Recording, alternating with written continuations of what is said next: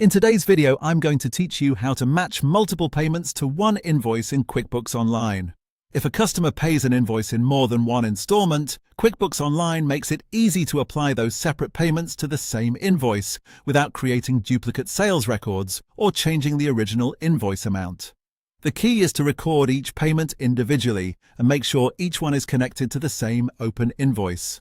To get started, go to the upper left corner of QuickBooks Online and click the New button. From there, select Receive Payment.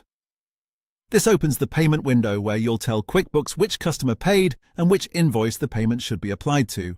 Next, choose the correct customer from the drop-down menu. Once you select the customer, QuickBooks will display that customer's outstanding invoices.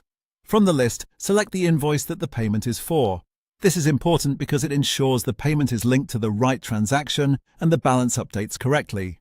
Now go to the Payment or Amount Received field and enter the amount of the first payment.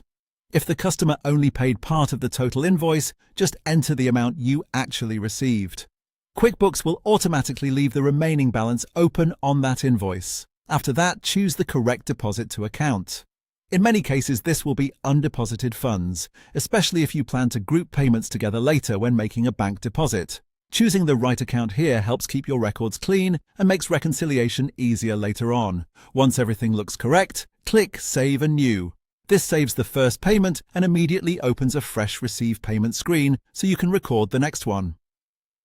For the second payment, repeat the same process. Select the same customer again and then select the same invoice.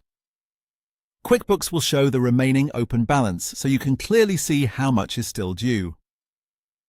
Enter the amount of the second payment, then confirm the appropriate deposit to account again. As you continue recording payments this way, QuickBooks automatically tracks the balance after each one. Once the total of all recorded payments matches the full invoice amount, QuickBooks will mark the invoice as paid.